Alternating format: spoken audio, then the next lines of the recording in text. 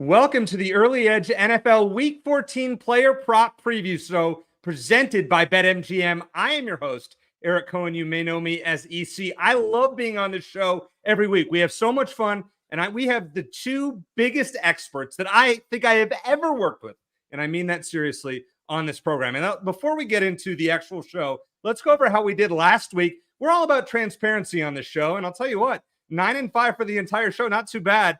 Proppy and I was 3-1. Dave and I were 3-2. Not bad. A winning week across the board. So I really like that. But let's get right into it and bring in the stars of the show.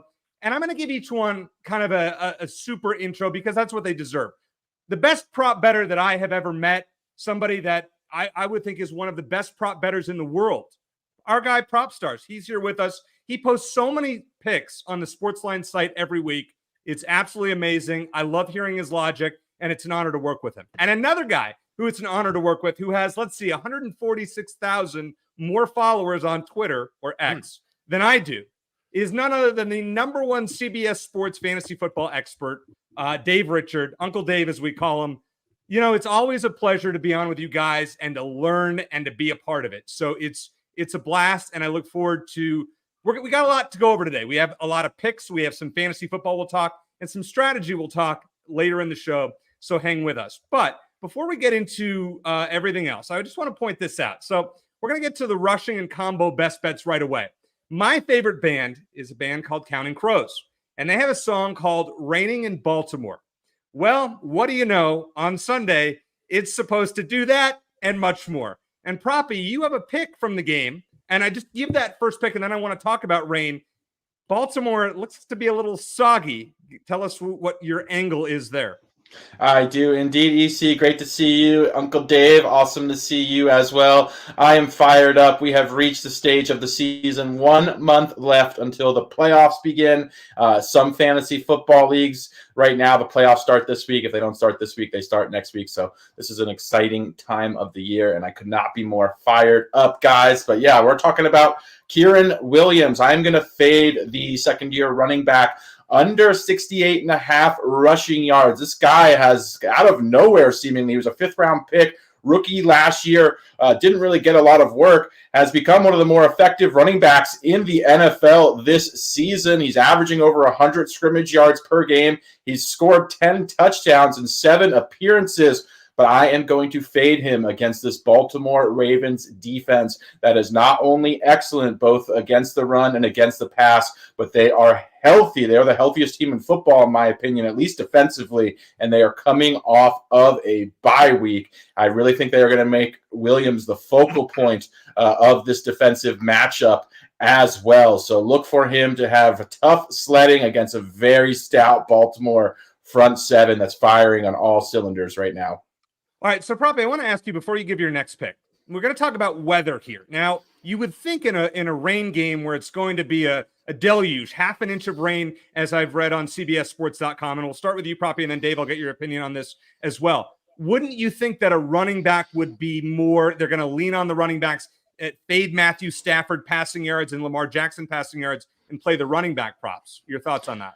To an extent, but I think a lot of that is baked into these numbers. I think if there's inclement weather involved, I think the odds makers are keenly aware of that. I also think that it just benefits Baltimore in general. If they're not worried about being beat over the top or downfield, that allows them to stack the box. So I really don't see it as a big advantage as far as weather is concerned and how I sort of prepare for weather. I really only kind of wind is really the thing that I think affects my handicapping. If there's going to be significant wind, typically gusts over 20 to 25 miles an hour, that's enough wind to impact passing downfield. Something I really only pay attention to 24 to 48 hours in advance as well. As we know, the weather is very fickle. Oftentimes you'll see a week out, there's a 100% chance of participation, and then by the time Sunday rolls around, it's clear skies and it's 50 degrees. So just something to monitor as the week progresses, not something to be overly concerned with, in my opinion, until you get 24 to 48 hours out. Dave, you watched more game film in a week than I've watched in my entire life combined. I mean, actual all 22 film. When it comes to weather and the impacts not only on props and fantasy football, how do you weigh those into your rankings? And then when it comes to betting markets? So Alex just said that he's looking at weather 24 to 48 hours in advance. I've learned to look at weather 1 hour in advance. So I know that the weather is not going to be particularly good. At least it's not forecast to be particularly good in Baltimore.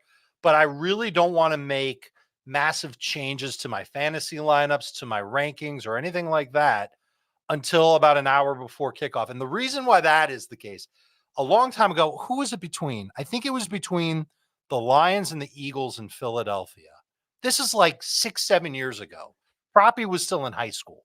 And the weather was fine during warmups. Weather was fine 90 minutes before kick. And then right when the game started, it was like a massive blizzard and there was snow everywhere. And so it was unpredictable that the weather just rolled in like that. And I live in Florida. The weather's crazy and it changes all the time. So I really try to look, I keep the weather in mind. Like there was a pick that I was going to make this week in the same game as Proppy's pick, actually. But I decided not to do it because I don't know what the weather will be like. I watch the forecast, I see it.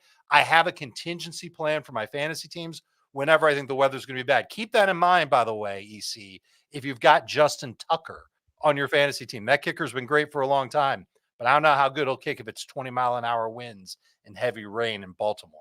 You know, I wasn't going to mention this. Maybe this is for another show, but if you're running a fantasy football league, no kickers. Listen, I love Justin Tucker. He's a Hall of Famer, but you should not have kickers. That's for an argument for another day. Proppy, you have another pick in what should be one of the highest scoring games of the week, and I'm actually excited about this one. Tell us about it. Yeah, you're talking about New Orleans versus Carolina. No, I'm just kidding. We're talking about Buffalo versus Kansas City. My guy, I've been backing this guy all season long. EC and Uncle Dave, you'll both attest to this. James Cook. I'm going to go over 44.5 rushing yards. Frankly, I am shocked this number didn't open in the mid-50s. James Cook has had a phenomenal season. The only thing that you can really say negative about him, at least from a fantasy perspective, is he just hasn't gotten a lot of red zone or green zone work. And when the team is trailing, they tend to sort of game script him out of the game. But when he's on the field, he is as effective as any running back in football. He has the ability to play on all three downs. He's a very viable pass catcher as well. But since Joe Brady has taken over play calling duties for the Buffalo Bills, Cook has had 16.5 carries per game. He's been the focal point of the Buffalo's offensive game plan. And those were two brutal matchups against the Jets and the Eagles, who both have excellent run defenses. Now we're playing the Kansas City Chiefs, who are 31st in EPA allowed per rush, 32nd in run stop win rate. So one of the worst run defenses in the NFL. I just think these teams are both going to be fairly conservative. We've seen them struggle throwing the ball down the field. These teams have been at the best when they've been conservative and balanced, whether it's Isaiah Pacheco or James Cook. So I'd be shocked if James Cook doesn't get 15 to 17 carries in this game. That's likely to produce some positive or neutral game script. So give me James Cook over 44.5 rushing yards. I thought this would open at 55.5, where I would have strongly considered playing it there because I have a significant edge even at that number. So this is probably my favorite prop on the board this week, EC. Well, so that game is interesting. We think it's going to be a high-scoring game, a lot of passing yards. But, Dave, before we get to your props, I want to ask you about a late development that came about earlier today, in that Isaiah Pacheco is out for the Chiefs, and now they have the two-headed monster of Clyde Edwards-Helaire and Jerick McKinnon. From a fantasy perspective, are you playing either in the flex spot? And number two, from a props perspective, are you looking to bet once the markets are released on either one of these players rushing and or receiving? I would be very interested in the receiving props for Jerick McKinnon. That's a role that he's had on lock. And on top of that, he plays typically, especially in moments like this where they really need him, in the red zone, inside the 10-yard line. They scheme him up near the goal line. He's a good type of, they use him as a third down back, but now he could start playing even more than that. I can't trust Clyde Edwards-Helaire. I don't care if he's named the starter. Maybe he's not bad if you're in a desperation situation in fantasy, but I'm probably not going to touch his props. It's McKinnon, who, especially the receptions prop, if it's 2.5, I'll take the over on that as long as the juice isn't too bad. It's a good thing. Well, actually, no, it's not a good thing that we're doing this show so late, because I went and rushed to pick up Edwards-Helaire in a few fantasy leagues to try to tell other people. Maybe I should have picked up Jerick McKinnon instead. Whoops. All right, I have one pick before we get to Dave's and then the rest of Proppy's rushing picks. This is a combo prop. Joe Mixon, over 87.5 rushing plus receiving yards at -115. So the AI projections from our guy Spectre, congratulations, Forbes 30 under 30 in sports, projecting over 101 combined yards for Joe Mixon. In the last 3 games, Colts have allowed starting running backs to go for 88 rushing yards, 100 rushing yards, and 102 last week for Derrick Henry. As well as Jake Browning played on Monday night, Cincinnati should still rely on the run. The Colts are getting torched on the ground, allowing the 7th most rushing yards per game. Also, in 2 games with Browning as a starter, Mixon has 8 catches on 9 targets for 93 yards, 40-plus yards receiving every game. I think there is value there. I would play this up to 95 yards. I think it will go up. We'll see how that goes. Now, Dave, you have a couple of rushing props. And one of the guys that you're touching on is a Tampa Bay running back who, surprisingly, when it comes to from a fantasy football perspective, is a top 10 fantasy football running back this year to this point, which is shocking. But you're kind of thinking a different direction this week. Tell us about him. Well, I'm not sure which one you want me to start with here, EC. Are we talking about the one in Tampa or the one in Tampa? Dallas? The one in Tampa. Let's start with that one. You're going over yet. Yeah. I'm taking the over on his total yards. Okay. It's 87.5 at -119. I would play it up to 90.5. I think he's going to have a big game against the Falcons. He's been over 88 yards total in 6 of his past 7 games. He didn't get there against the 49ers. I don't think we would have predicted, or I think we would have predicted that rather, because the 49ers defense is so good. And the Falcons, listen, over the balance of the year, they've been amazing. They haven't allowed a touchdown to a running back yet this year, 3.5 yards per carry, but they're in the bottom 10 in defensive pass EPA per dropback versus running backs, yards per catch to running backs, missed tackles on running backs. But this is what put me over the top. Today, the injury report for the Falcons announced that linebacker Nate Landman and defensive tackle David Onyemata, that's kind of a fun name to say, they're not going to play.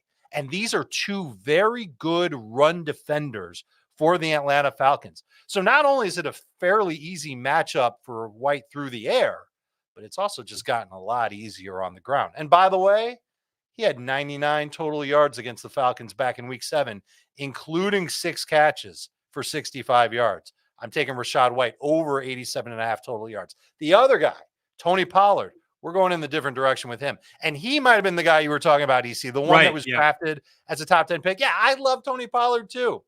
And the last 3 weeks, he's been pretty good. But I'm going to take under 86.5 total yards this week against Philadelphia, -119. He didn't total more than 85 yards in 2 of his past 3 games when he's been pretty good for fantasy over the last 3 weeks. Did he go under against Seattle? Yeah, he did. Did he go under against the Panthers and the Giants? He did. He was under in those games. And he was under against Philadelphia a few weeks ago too. So that's something that stands out to me. And on top of that, everybody saw Philadelphia's defense get absolutely crushed last week. They're getting healthy and better at linebacker. It's almost the opposite of what's going on with the Falcons. Zach Cunningham back for the Philadelphia Eagles. Shaquille Leonard joining the Philadelphia Eagles. The defensive line should be better for the Philadelphia Eagles. Here's the bottom line on Pollard.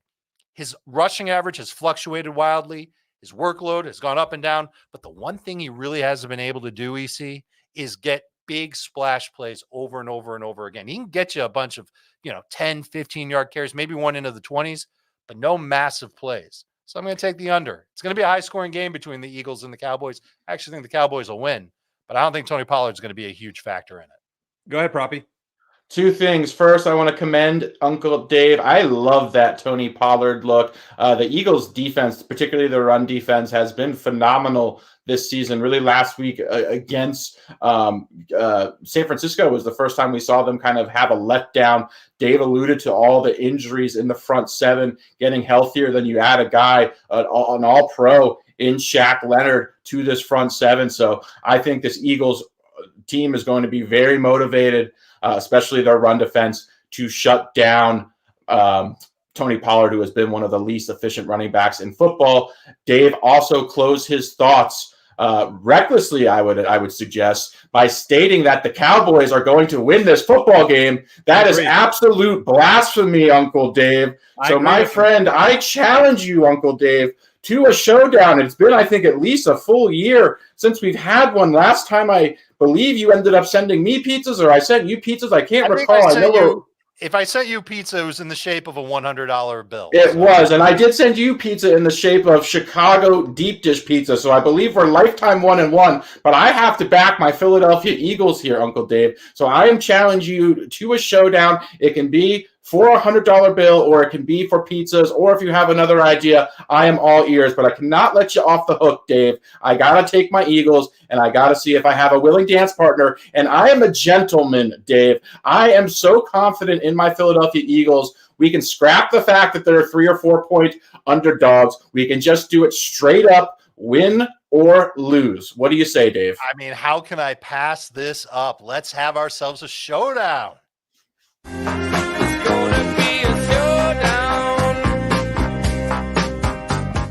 Proppy. That's a mistake that I would make. Actually, I'm with Dave on this one. I think the Eagles will win the Super Bowl. I think Dallas will win this week. I think the fact that Dave doesn't have to give you points. I don't know, Dave. You better spend $100 wisely. This seems like an emotional overreaction, which is very rare to see from Proppy Longstocking. I kind of get the last time we saw you this emotional was when you were defending New Jersey produce a year and change ago. True story. And, I'm actually shocked that you're doing this. I've got to back my guys. Anyway.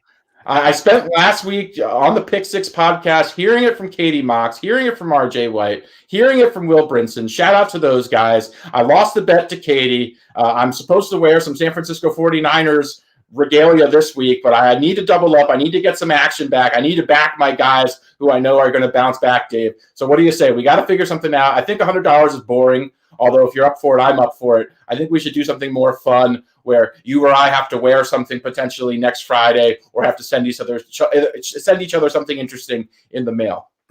Okay. You guys think about that. Well, we'll start with $100 and okay. How about this? The loser has to recite a poem written by the winner on next week's Early Edge show. I love that. It verbatim, no curse words, nothing derogatory, but a poem will be written and then read on the air. In addition to the $100. I love it. In addition to the $100. And if anybody in the chat has any suggestions that the loser should also partake in, please throw those in there and we'll get the best of those and we'll throw those out later in the show. Now, Proppy, I think you're going to lose this showdown. As much as I like the Eagles, I think you're going to lose. But you're going to make your money back because you got a couple more running back props that you're going to go with this week, including a guy that I have on multiple fantasy teams who is replacing Jonathan Taylor in Indianapolis. Yeah, indeed. You see, we're talking Zach Moss. I'm going over 68.5 rushing yards. Zach Moss has had an absolute stranglehold on the Colts rushing attempts whenever Jonathan Taylor has been inactive. To start the season, we know Jonathan Taylor was on the PUP list. We saw Zach Moss handle close to 95% of the team's running back touches for consecutive weeks. And then last week, after Jonathan Taylor suffered a thumb injury, it was the same deal once again. So while it wasn't a great game for Moss last week, now he plays the Cincinnati Bengals defense, which is bottom 5 in literally every single defensive rushing metric. So I love this spot for Zach Moss, who's going to likely handle 20-plus carries in this game, going up against one of the most generous run defenses in the NFL. I like all of Zach Moss's props, including his anytime touchdown, which you could find at least yesterday close to even money, which I think is a tremendous value as well. So love Zach Moss this week. And then I like Chuba Hubbard over 12.5 rushing attempts. I am puzzled why this number isn't 14.5 or 15.5. Chuba Hubbard has quietly had actually a very strong season despite Carolina really struggling as a whole offense. And it's seemingly with Chris Tabor as the new coach in Carolina, he is the preferred back. Last week, he handled 76% of the team's rushing share, despite a healthy Miles Sanders, who was relegated to pure mop-up duties and just third down work, which really does not affect this rushing prop. Now we're facing a Saints defense that's not been nearly as strong as it has been in years past, and it is also a significant run funnel as well. So I think Chuba Hubbard is very likely going to handle 16 to 18 carries at minimum, especially as the Panthers look to limit the amount of dropbacks for Bryce Young. So I love this prop. This is probably my favorite prop besides the James Cook, or along with James Cook line, over 12.5 rushing attempts. I'd personally play this one up to 14.5. It's a 1.5 unit play for me at 12.5. You can still find that number. As far as Zach Moss at 68.5, I'm fairly certain that number is still available. I'd play that up to 71 to 72.5.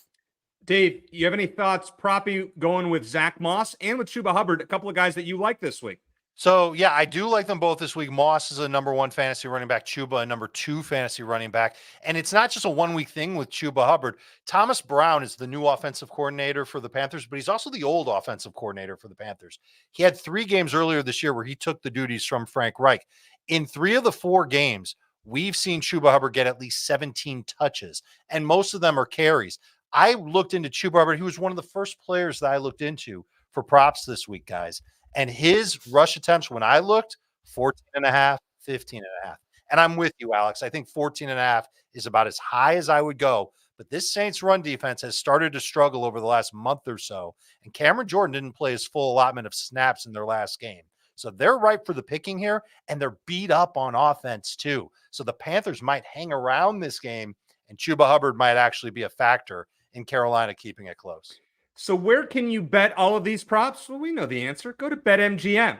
BetMGM has all the action for every sports fan. New BetMGM customers can sign up today and get a first bet offer up to $1,500. If your first bet loses, you'll receive up to $1,500 in bonus bets with bonus code EDGE1 or EDGE1500. Easy for me to say. That's EDGE1500. So check that out.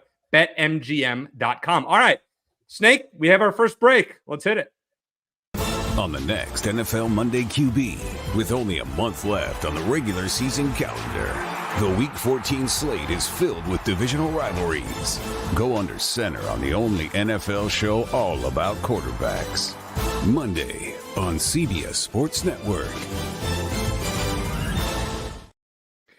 So this next game I'm really surprised about. We're going to move over to receiving props. And I saw Dave's first pick here, and I was kind of surprised because this is going to be a high-scoring game, you would think, between Buffalo and Kansas City. But of course, just as I think that, you're playing an under. Tell us what you have. We go with all the big stars here on the Early Edge Player Prop Show. We've got Tony Pollard. We've got Rashad White. We've got Kyron Williams. Are those guys stars? Yeah, I think they are for fantasy. And we've got Khalil Shakir. And we're going under Khalil Shakir's receiving yards at 32.5 minus 115. Shakir's been great. He's been over this in 5 of his past 6 games. So why would I take the under now? It's simple. His role is about to change dramatically. Tight end Dawson Knox. You guys remember him from earlier in the year. He's been a big part of Buffalo's offense. He's expected back this week. And when he plays, that takes another pass catcher off the field. And Knox isn't just a receiver for Buffalo. He's a blocker too. And they're going to need him to block because that Chiefs pass rush is pretty good. So if he's back, that means someone's got to go from the receiving core for most of the game. It's not going to be Stephon Diggs. As much as we kind of want it to be Gabe Davis, it's not going to be Gabe Davis. And I don't think it's going to be Dalton Kincaid either. I think Kincaid has proven over the past couple of weeks, more like 5 or 6 weeks, that he belongs in the NFL, and he gives them that big bodied target for Josh Allen. And he will match up better in the passing game against the beat up linebackers and safeties for the Chiefs than Dawson Knox even will. So I think Shakir is going to be the odd man out. I don't think he's going to run very many routes, and I don't think he's going to play very much. I don't think he's going to get many catches, just like he didn't get many catches through the first 5 weeks of the season when Dawson Knox was playing games and rolling as a major factor in this Buffalo offense. Under on Khalil Shakir, 32.5 yards. And when I think Bills Chiefs, Dave, I think Gabe Davis. It's a Gabe Davis game. Remember what he did in the AFC playoffs? Yeah, he had 4 touchdowns, was on 4 catches. Proppy. I just want to say I rarely find myself jealous as far as other picks are concerned, but Uncle Dave's last 2 picks on Tony Pollard and Shakir are absolutely phenomenal. I wish I had found these first. Just tremendous analysis. Could not agree more. Have my full endorsement. So I'm winning 2-1 because he got the Chuba Hubbard pick that I wanted. And I've got the 2 picks that he wished he had. So we'll keep tabs of this. We'll see who's got the higher score by the end of the show, but no showdown bet on that. All right, well, let's see, Dave, if you're going to agree with Proppy's next pick here. And this one's kind of interesting because we talked about weather earlier in the show.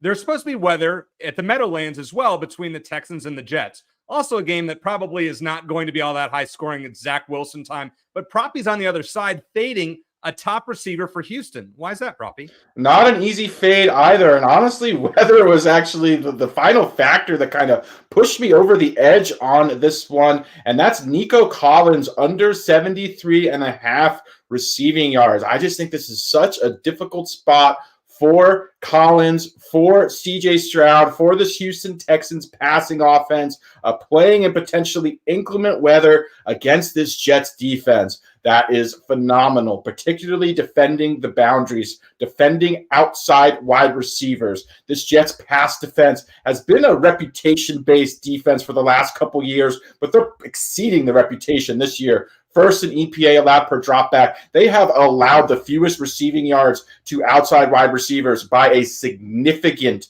margin this year. That combination of Sauce Gardner and DJ Reed have been absolutely phenomenal on the outside. So this is just a really difficult matchup. This is the first time we've seen CJ Stroud, in my opinion, potentially play in inclement weather outside in the NFL in these sort of conditions where there should be potentially high wind and weather. So I just think it's a tough spot for Nico Collins, who has largely been phenomenal. But yeah, you can't ask for a more difficult matchup against these Jets. This Jets pass defense that's elite and is really going to hone in on him without Tank Dell, who suffered that season-ending injury. So I'm going to go fade Nico Collins under 73.5 receiving yards on Sunday.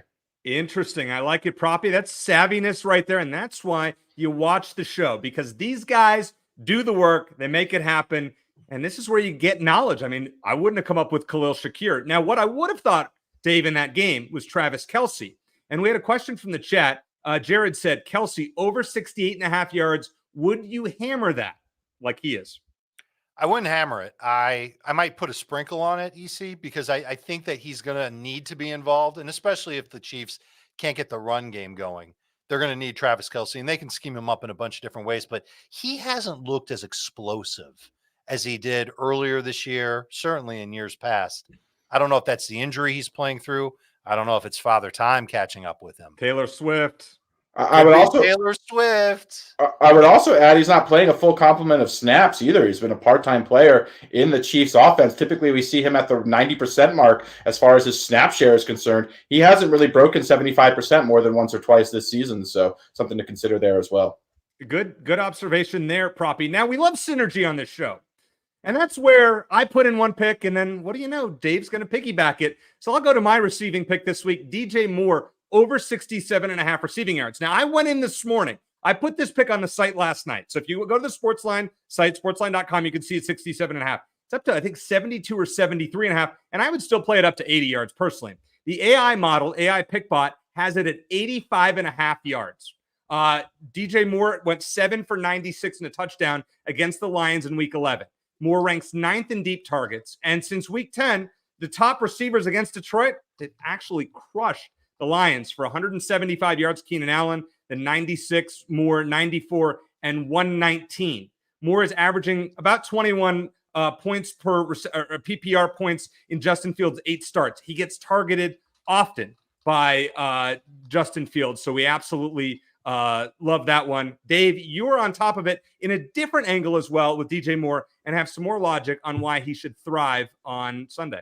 Yeah, if you heard what EC said about the yardage, you could take that way, or you could take the receptions over for DJ Moore. I can get it at 5.5. And when I did get it, I got it at plus 124. But even if you have to lay some odds on it, I would take it. The pass rush for the Lions hasn't been hitting. They've lost a prime member of their D-line in Aleem McNeil last week. And my guess is that the Lions overcompensate for trying to slow Justin Fields down from rushing, that they struggle to play great pass defense. And they've really been struggling to play great pass defense recently anyway. In their 4 games since their bye, the Lions have allowed a 67.7% completion rate. Might want to keep that in mind for Justin Fields. That number's bottom 8. But if we narrow it down just to wide receivers, the completion rate is 73.3%. That's a pretty good number if you're going to back DJ Moore, who's the most targeted wide receiver on the Chicago Bears. He has at least 6 catches in 5 of 8 games with Justin Fields. That includes a game that Fields got hurt in, and it includes the Bears' last 2 games in which DJ Moore had 7 or more catches. So I love going after DJ Moore in a major way. We've seen his player prop numbers spike just on Friday alone, and I would imagine that they could continue to go up. Unless there's really bad weather coming to Chicago, and I don't believe that's in the forecast, DJ Moore is going to have himself a big day, and so will the Bears. Boy, I love seeing a plus money in front of a prop there, Proppy. Go ahead. This is the first time I maybe noticed this, or maybe this is the debut of this appearing in Dave's background, but is that a goose behind you, Dave? The goose has come and gone. He's been on and off the show. Both Okay, here and on Fantasy Football. I'm sure you're aware of this, Dave, but we have an official mascot here at the Early Edge, and it's my 24-pound Seal Point Siamese, who is named Goose as well. Goose, yes. So your goose definitely has priority over this goose. This goose has been in the fantasy department since the year 2000. So my goose is older than your goose. Well, it's nice to gander at another goose. A lot of geese talk. I don't know if we were supposed to do this plural here. We got one cat, one actual goose sculpture behind Dave. Hey, I don't know what to do with that. I also want to say this. I love the synergy on the morning show. Larry, the maestro, had DJ Moore's over 67.5 yards as well. So when I'm with Dave, essentially, and Larry on a prop, boy, I feel really good about it. You guys know what to do with that. Now, we got a question in the chat from Mike. Dave, I'll ask you this one. Justin Fields over 61.5 rushing yards. Since he's come back, he's been a rushing yards machine. Will he do it again against Detroit on Sunday? Well, it's interesting that it's that low because he's gone for over 100 rushing yards 3 straight games against the Detroit Lions. And so it makes me a little nervous to see it that low. I think the odds makers could have put it at like 68, 69, 70 and still gotten action on the over. So I wouldn't take it, but it's not going to change how I feel about Justin Fields in fantasy. Must start fantasy QB. Must start fantasy QB. Proppy, are you playing that over 61.5? I'm not, only because I just have some issues with Fields holding up from a durability standpoint. I would lean over on it. I just think it's a pretty big number, and I typically tend to avoid these what I view as inflated quarterback rushing props. Of all the players that we've talked about on the show today, the next one will be most surprising. But first, let's hear from one of our sponsors.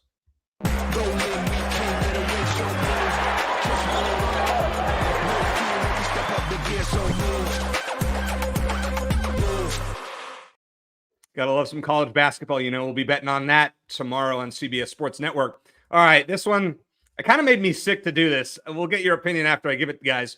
Desmond Ridder, over 195.5 passing yards at minus 115.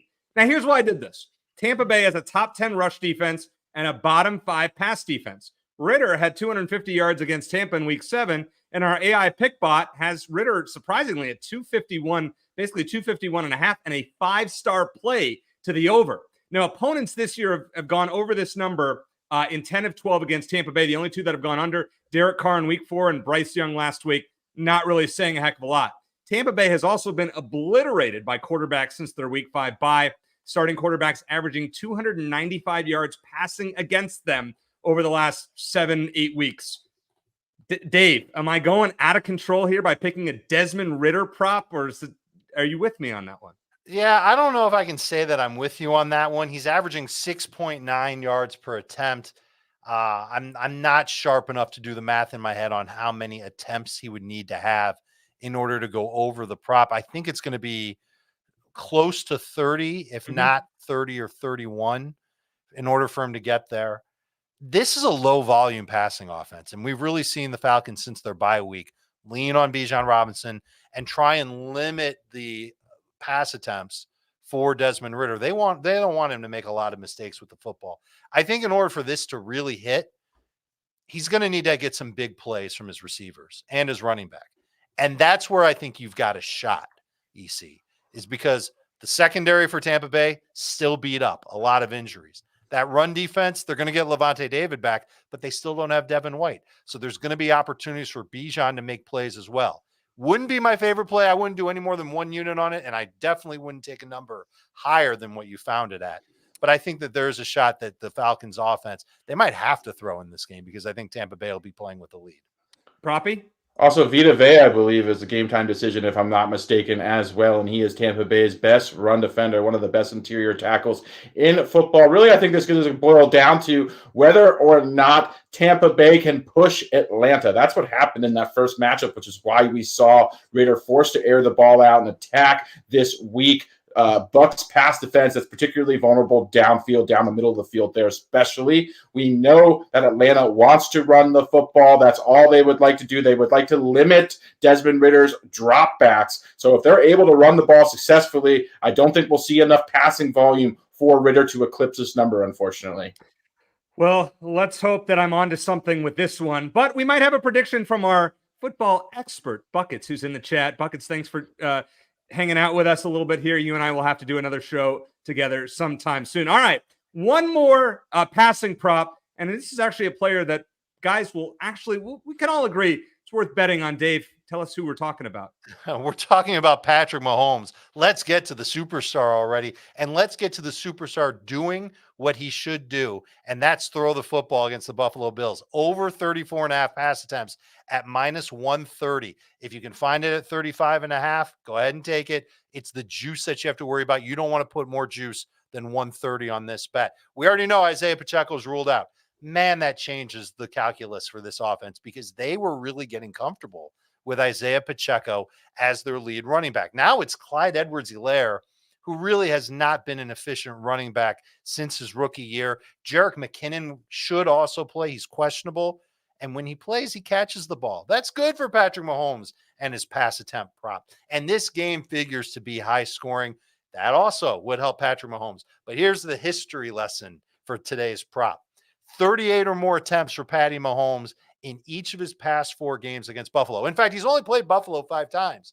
The first meeting, Mahomes only threw it 26 times. Want to know why? Does anybody know why? DC prop, anybody know why? Weather? 26 times? I don't know. Clyde Edwards-Helaire had 26 carries for 161 yards. We haven't seen that guy in a long time, since 2020. Former first-round pick, Clyde Edwards-Helaire. I think Patrick Mahomes is going to have to throw a lot in this game. And like I said, I think I'd play it up to 36.5. I think that's as high as I'd go. And that is a quarterback that we can all agree on is worth betting on. Desmond Ridder, well, if you have the stomach for it, good luck. All right, before we get to the recap screen. All right, we got one more. Jay Kane wants a question from the chat. Uncle Dave, Mahomes over 36.5. You said you would play it up to 30. I would play that. What's the juice on it though? -110. Perfect. Okay. I would not want to do 36.5 -135. And I wouldn't want to do 37.5 unless it was like plus odds, something like that. So I have one kicker prop before we get to the recap screen. And then we have a couple of bonus things here before we wrap it up today. Of course, I couldn't do a show without doing a kicker prop. So we're going to go with the revenge game kicker prop. Daniel Carlson of the Raiders over 1.5 made field goals at -105. So if you football historians remember that Daniel Carlson was drafted in the 5th round in 2018 by the Vikings, who dumped him after 2 games because he went 1-4. Since then, he's kicking them successfully at an 89% rate for the Raiders. The Vikings have allowed 14 made field goals in their last 4 games combined, and this over is has hit in 8 of 12 games against them. Carlson has kicked multiple field goals in 5 of his last 7. Let's play his over 1.5 made field goals at -105. All right, guys, let us check out the recap screen here. You guys can see it. We have, I don't want to read them all off because to get redundant here, but take a look at it, soak it in. Proppy, while we're looking at the recap screen, is there anything that stands out to you just looking at everything? I don't want to say necessarily a favorite pick. Is there anything that stands out now that we've gone through our explanations on some of these picks? I truly meant it when I said it that I'm jealous of Dave's card. I think this is the best card that Dave has delivered this season. That doesn't necessarily mean the results will reflect that because props can be volatile. Things can happen. But I would speculate here that Dave's going to go a minimum of 3-2. I think 4-1 and 5-0 are certainly in play. I think he found a tremendous amount of value here And once again, I think Dave's card is absolutely phenomenal this week. And Dave, you're going to win $100 from Proppy, ideally. Not that I want to root against the Eagles, but you have a good card. Going to win $100. Anything that stands out to you here on the recap screen? Is it bad that I'm a little more nervous about the bet because you like it, EC? Probably should be. not going to lie, but just wait. We know we have the recap screen, but when I host, we always got to go beyond the recap screen. So I have one question for each of you. I'm going to start with you, Dave. And we talked about this when I hosted this show in week 6. I asked you about Justin Jefferson and should I trade him or hold on to him? And you said, hold. Well, here we are 8 weeks later, and Justin Jefferson, presumably at full strength, is coming back. You have him ranked number 7 on your fantasy football PPR rankings. His over-under, as far as receiving yards, is 65.5. Which way are you leaning and why? I would lean on the over because I think Justin Jefferson is fully capable of taking over a football game. And I think Josh Dobbs can be directed to do exactly that. And listen, everybody's kind of souring on Josh Dobbs because of his game against Chicago. Maybe it's because it was a spotlight game. Maybe it's because the stat line says he threw 4 interceptions. If you go back and watch the game, 2 of the interceptions you can't put on Josh Dobbs. The other 2 you can put on Josh Dobbs, and one of them was just a bonehead play that I don't think he would ever make again. He was trying to do a shovel pass to a running back, and it got picked off, basically. I think Dobbs is a pretty good quarterback. Okay. And I think that he can hit Justin Jefferson quite a bit. So I'm a little bit worried about, well, it's Jefferson's first game back. How will he do? Keep in mind, the Vikings didn't have to take him off IR last week. They did. The reason why was so he could practice more and start to develop that chemistry with Josh Dobbs. I feel pretty good about that prop. I think he can go over there. The matchup certainly isn't anything to be worried about. Proppy, how do you feel about Jefferson this week? I like him. I think Justin Jefferson, if there's one guy who's not going to be rusty, Dave mentioned getting that extra week of practice. He's practicing in full. He made multiple statements throughout the rehabilitation process. He was not going to return to the field unless he was at least 100% healthy. So, I think with that extra week, we're talking about one of the best technicians and the best route runners in the NFL. I think we'll see him have a very big game this week. Dave, your thoughts on Jordan Addison this week with Jefferson back? Would you still play him in fantasy, and would you consider betting his props? I took a long look at his receiving total. I think it was 33.5, and I noticed that it was lower than it had been, than his yardage had been recently and at the beginning of the year. I think Addison wins on downfield shots. The problem is he doesn't get a lot of those. He'll be in single coverage a lot more because of Justin Jefferson's on the field. What do you want a defense to do? So I don't mind trying a sprinkle on the over on Jordan Addison, and I would use him as a number 3 receiver or a PPR flex type, not someone with super high expectations, not going to take over a game like we've seen him do earlier this year, but a guy who should be able to benefit quite a bit with Justin Jefferson back on the field. Proppy, I want to ask you one more question before we get going here. We talk about betting volume, and you and I have talked about this off the air. Compared to where you were earlier in the season, do you bet more in week 14? Do you bet less? Kind of explain how your thought process goes there. Yeah, my betting volume is substantially lower at this stage of the season than it is early in the season. Early in the year, there's just so many opportunities available. There's just so much unknown information. The sports books are really in a position where they don't quite know how a lot of position battles are shaking out, who's going to receive the majority of the touches in the backfield, or where there's a potential platoon situation. So yeah, there's really just tremendous opportunity early in the season. That's where the bulk of my volume is going to be. By this stage of the season, once we get to week 13, week 14, I'm probably betting 25% of my overall volume that I'm betting week 1, week 2, week 3. At this point, the lines are just significantly sharper. The books have a lot more data to pull from. They've seen a lot more. So yeah, as the season progresses, my volume tends to dwindle. Once the playoffs come around, if I wasn't giving out picks on CBS here, I'd probably maybe have 2 to 3 bets per week. That's how sharp I think the lines are once we reach the playoffs. And that is why you are one of the top prop bettors in the world, not just in our circle for CBS Sports. So we're really glad, always, guys, it's an honor to be on with you guys. Now, I just want to say this, kind of a public service announcement. If you are not a SportsLine subscriber and you want to check out all these picks and more, Proppy has a bunch of them on the site, as do a lot of the other experts. If you want to check those out and you want a promo code, direct message me on X, Twitter. I'm at Cohen's Corner AZ, and I'll take care of you. I'll get you the best promo deal that we have available on SportsLine right now. All you have to do is direct message me on SportsLine. That's what you do for watching this show. But guys, it's always an honor being on with you. For Uncle Dave, for Proppy, I'm EC. As I always like to say, let's hit it big. Good luck.